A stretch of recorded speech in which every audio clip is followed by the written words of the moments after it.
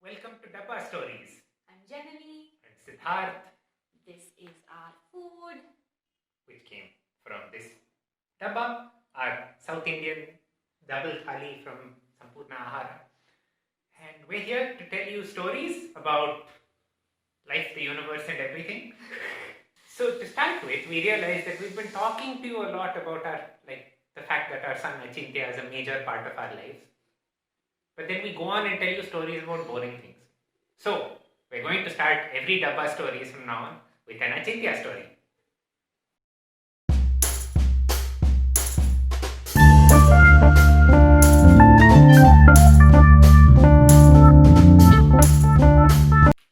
This one happened just yesterday. Yes. So he woke up in the morning as usual. I took him to the bathroom. He did his morning business. I came, put him back on the bed next to Janani, and went back in to clean the bathroom.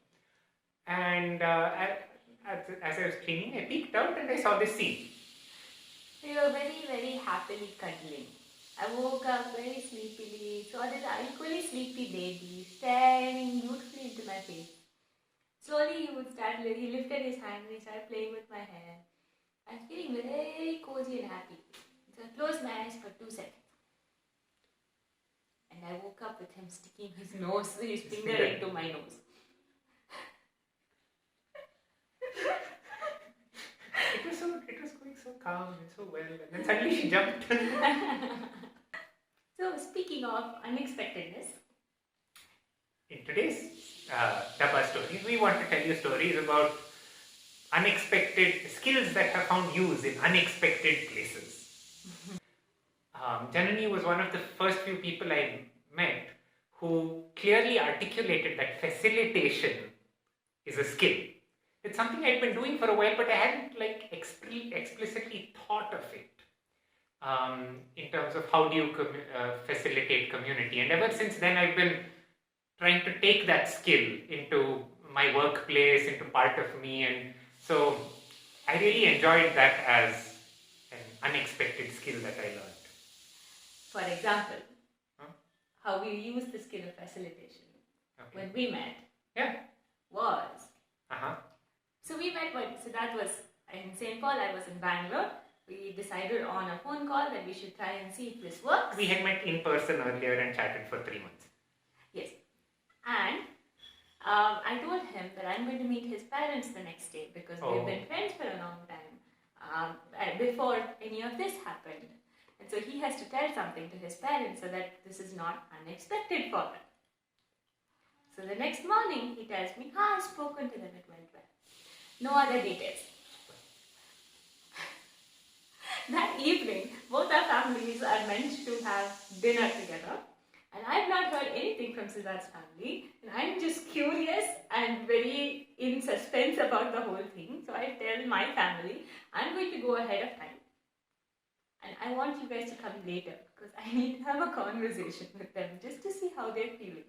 Note, both families knew each other before. It's not like we decided to get together and immediately the next day they organized dinner. Okay? So I go ahead of time, I go in, and we have about 5 minutes of small talk. Nobody brings up anything. I can't deal with that. I'm a person who needs to talk things through to me. And so in comes my facilitation skills. Right? In a space that I'm feeling very nervous, excited, anxious, thoughtful about. I'm sitting with his father in the hall. My akka, his sister is in the kitchen right opposite us. His mom is pottering around doing a whole bunch of things. And so I tell them, see, you guys, Sidhu told me he talked to you. You guys already know me from before, your uncle and auntie and Kanika.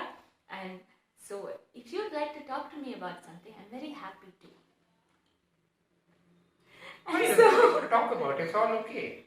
Immediately, his father, who was holding something, a book or a newspaper in his hand, closed it, put it down, came in front and said, can you please tell me what's going on?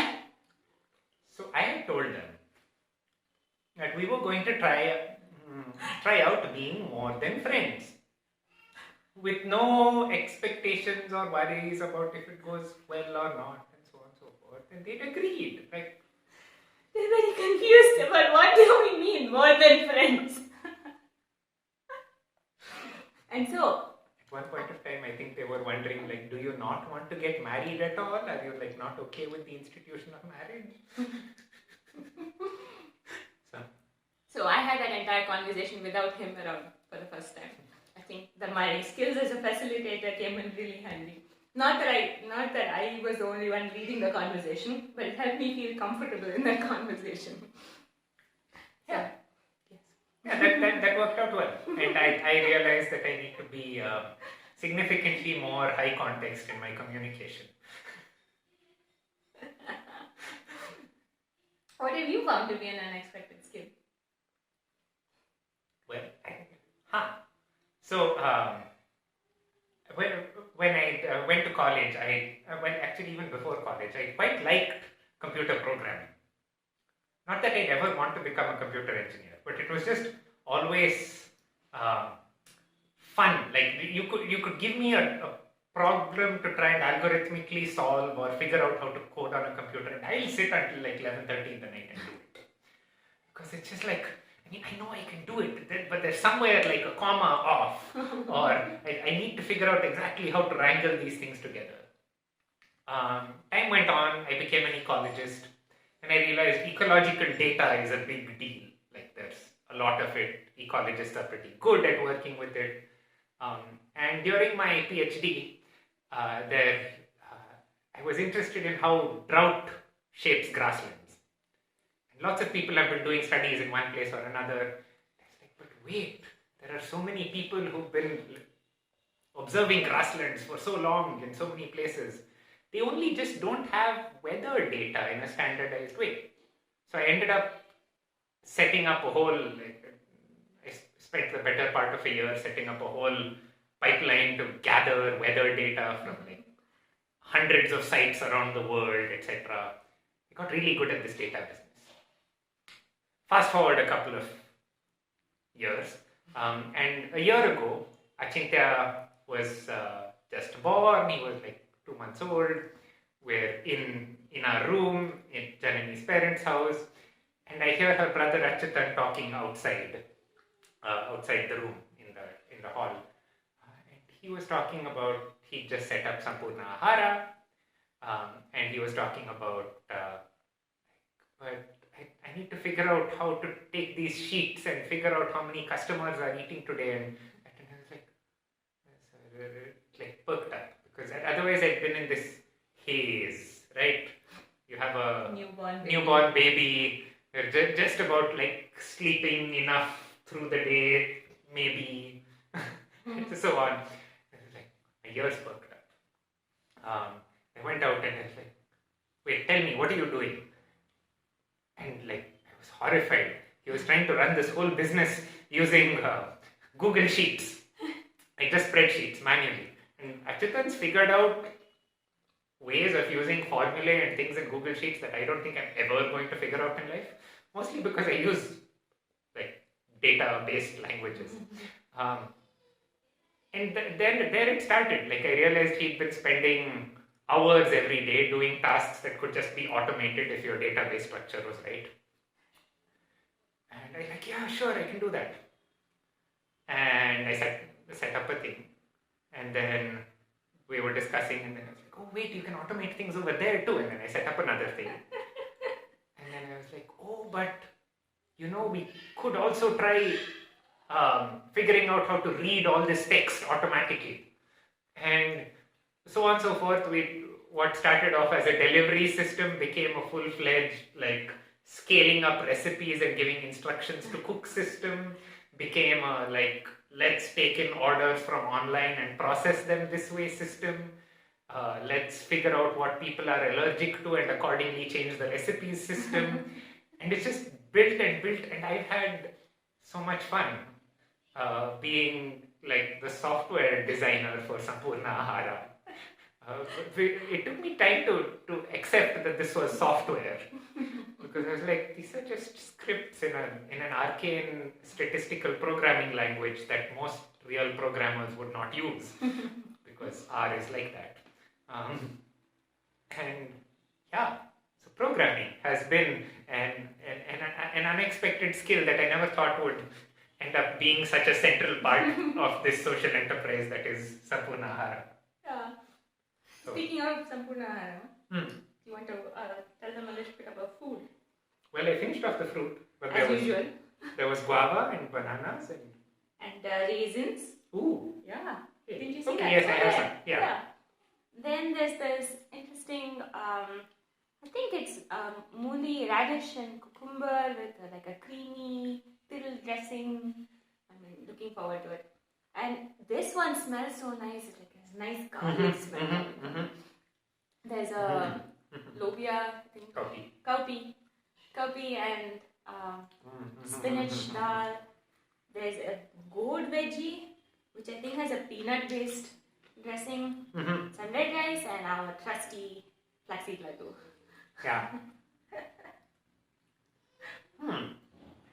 Yeah. Have you ended up making some unexpected skills in Sampurna Ahara? Just given that it's a significant part of our lives right now. I think continue the topic. my entire participation in Sampurna Ahara was unexpected skills. So I started baking mostly in St. Paul when I went to visit Siddharth, and partly because I was interested in it, and his housemates were also playing around with interesting things and starters and showing me how to use that. And the funny thing was, I started with gluten-free baking. I then tried using rye, which has very, very little sort of gluten in it, which makes it very difficult to bake bread with it. And I would have this starter that Sidhu used to call them my party babies. The original ones, not this current one. Because the sourdough starter bubbles up as it rises, and it was really fascinating. I would feed it the previous night, and then the next morning, the first thing I do is step out of the room and go check out how much is risen and all the different bubbly structures in it. And it was just so cool to be growing bread. And I think I baked enough bread that everybody around me in St. Paul got sick of the bread because there was just too much. And by the time one stock got finished, the bread replenished with other stock. Everywhere I was going, I was baking bread for Siddharth's workshop and our friends. It worked really well for budgeting for workshops because I just needed to cost the flour and not the full product of the bread. Yeah. So having done so much of that, coming back and using whole wheat flour was really, really easy to make sourdough bread with. Even though it's pretty difficult for people who are used to refined maida flours for making bread. So doing 1 year of really random experimentation resulted in me opening a bakery. That was pretty unexpected. Wait, but why did you open the bakery? I was at home, and Grin was. We had expenses for Grin, but I didn't have the capacity to go out and facilitate with a 2-month-old baby. So my entire team at Grin loved baking as well. And so in between working at the various schools to do Nature Connection, we would also bake bread. And that enabled the really lovely work that we were doing with government schools to keep running. So we did that. So you funded Nature Connection sessions in government schools by baking and selling bread. Yeah. And then you ended up with a full-fledged bakery. Yes. Now that the pandemic has closed down some of the activities that Green was doing, I think we're really, really grateful to have that backup source of income, and excited to see what we'll do after the pandemic. Yeah. I think everybody's excited. Yeah.